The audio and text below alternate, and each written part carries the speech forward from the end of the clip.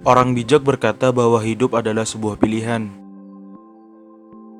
dan hal yang saya pilih adalah untuk terus berjalan. Halo kawan-kawan semua, jadi ini adalah video sebuah perjalanan edisi pertama Ciwidey. Kenapa rubriknya dikasih judul sebuah perjalanan? Ya, karena saya ngerasa suka dan sering jalan-jalan aja. Tapi selain itu, YouTube saya memang kedepannya akan saya jadikan sebagai media untuk menceritakan perjalanan saya di berbagai daerah di Indonesia. Itu sebenarnya kalau nggak lagi malas ngerekam sama ngeditnya sih. Nah, untuk cerita yang pertama ini, sebenarnya udah dilakuin lama banget. Malahan di tanggal, bulan, dan tahun yang berbeda. Tapi kenapa baru di-up sekarang? Hehehe, maklum, mager. Oktober 2020, saya dan seorang kawan bernama Bisma berencana berlibur singkat dan mencari spot di Kabupaten Bandung, tepatnya di daerah Ciwidey.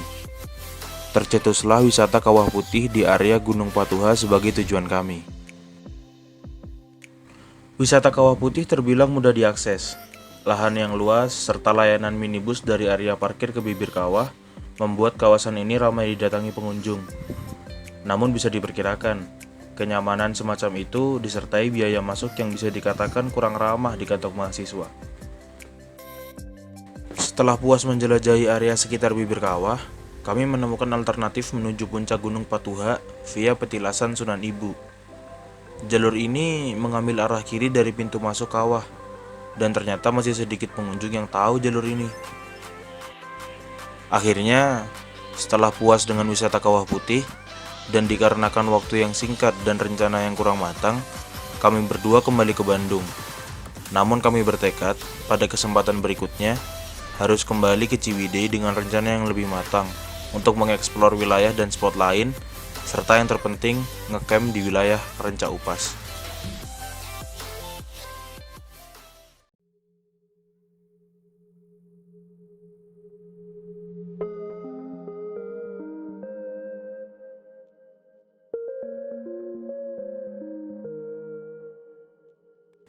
Selepas 5 bulan dengan lika-liku kehidupan perkuliahan yang memuakkan, kami mencari waktu senggang dan kembali reuni dengan daerah Ciwidey. Kali ini dengan persiapan yang lebih matang tentunya. Tujuan utama kami adalah ngecamp di Renca Upas. Berbekal carrier dan peralatan tenda, pukul 1 siang kami bertolak dari Bandung menuju arah selatan. Setelah perjalanan kurang lebih 2 jam, kami singgah di daerah Masjid Besar Ciwidey untuk makan siang dan sholat asar. Setelahnya, dikarenakan cuaca yang tidak mendukung, kami berinisiatif langsung ke Renca Upas dan memilih eksplor Ciwidey keesokan harinya.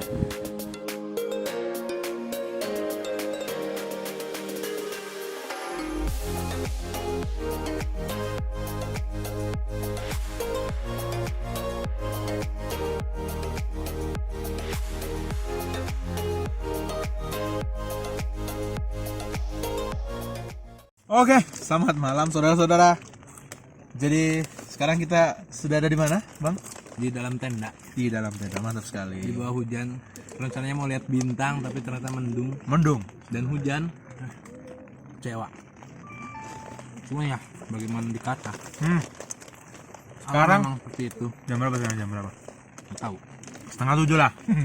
Taruhlah ini 18.47. 18.47 sekarang ya. Posisi di dalam tenda, terus tadi kita nyampe jam Jam 3 ada asar lah. Jam 4. kan asal kita di bawah, Pak. Jam 4 jam 5. Jam 4 lah ya. 4 terus kita bangun tenda. Dan ketika kita bangun tenda apa yang terjadi? Hujan, Pak. Hujan, Bapak. Kenapa itu bisa hujan? Nggak tahu, Pak. Nggak tahu ya. Alam memang suka seperti itu. Oh, Semesta memang suka bercanda, Pak. hujan. Kita juga bercanda sama semesta, Pak. Iya. Itu masalahnya. Bener juga. Nah, terus ketika hujan apa yang terjadi, Pak? Kita bangun tenda kan? Apakah ada kesalahan-kesalahan bodoh yang dilakukan?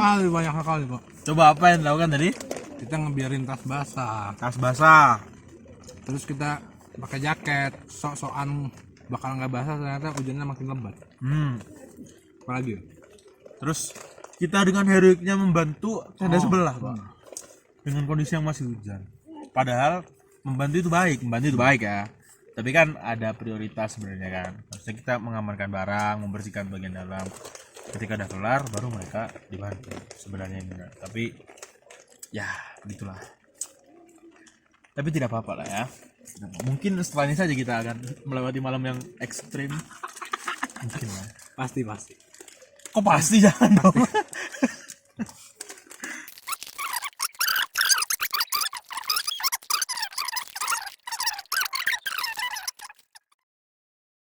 Tapi ini sih satu hal ya, kan kita juga nggak bisa berkelak kalau dalam masa pandemi ini ada pergantian kepemimpinan dan cara mengolah organisasi juga perlahan-lahan berubah kan. Ketika nanti taruhlah Agustus offline gitu, itu bakal ada shock gitu kan, pastilah ya. Pasti. Dari kita sebagai mahasiswa ke akademik, dari kepanitiaan atau organisasi pasti ada itu sebuah tantangan dong. Iya. Ya dong. Menurut Bapak itu apa ya? Bakal bisa kita eksis bertahan gitu. Ya, Atau dengan cara bagaimana ada? pasti bisa, Pak. Manusia tuh pada prinsipnya punya insting untuk bertahan hidup. Contoh kita tadi sore. Iya, benar, Pak. Tapi Ini kayak ya, ibaratnya di saat kita dulu, wah kita udah dari kecil sampai besar offline gitu. Selalu ada kegiatan fisik, interaksi fisik dan lain sebagainya. Tiba-tiba terhantam sama pandemi, kita dipaksa untuk online. Awal-awal mungkin kita struggle juga kan, kita harus berjuang. Kita harus ya gimana caranya biar kita tetap ada gitu. Ya, karena kita sudah nyaman gini di kondisi online, mungkinnya udah mulai terbiasa, dan nanti di saat ada akan kondisi offline lagi, ya mau nggak mau kita harus tetap beradaptasi gitu, Pak. Mungkin nanti bakal apa ya, nggak sepenuhnya seperti dulu gitu, kita bakal ya akan ada perubahan. akan ada perubahan. Nanti ada kegiatan yang harus offline, ada kegiatan yang bisa dilaksanakan secara online. Ya, jadi mungkin bisa dua arah gitu atau dua cara lah ya, meskipun nanti udah kembali offline. Karena pun kalau nanti kita kembali offline, aksesnya tuh masih dibatasi. Ya dong. Iya, Pak, pandemi nggak mungkin selesai setahun 2 tahun, pasti 5 tahun 10 tahun kayak gitu. Sampai Anda menikah tidak ya? Atau Semoga saya menikah ya, Pak. semasa Semoga pandemi atau setelah pandemi? umur saya masih panjang.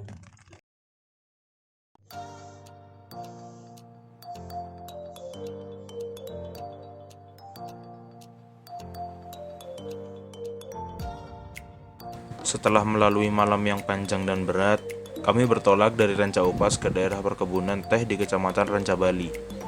Singgah sejenak, kemudian meluncur kembali ke Bandung. Saya sadar, perjalanan semacam ini akan memakan lelah dan membuang dana serta waktu. Apalagi kalau tidak dibarengi dengan persiapan yang matang. Tapi entah kenapa, bagi kami pecinta destinasi wisata alam, ada kerinduan yang memanggil setiap kali hidup terasa berat dan penat. Kerinduan untuk menikmati karunia Tuhan secara langsung, meninggalkan ambisi dan kepentingan untuk lebih bersyukur. Sebab yang terpenting dalam hidup adalah mencintai apa yang dilakukan dan melakukan apa yang dicintai. Dan semoga kita selalu dapat tertawa meski dunia sedang tak baik-baik saja. Sekian dan tetap bahagia.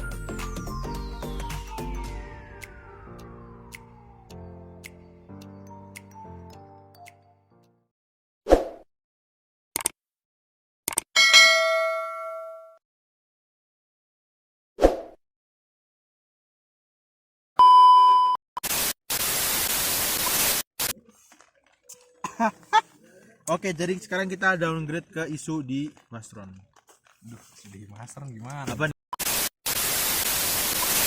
Saya Alana juga Godang, jangan nonton video ini. merasakan hal yang sama ya. Di Mastron sendiri kayak Oh, di Mastron sendiri, Pak? apa, biasanya saya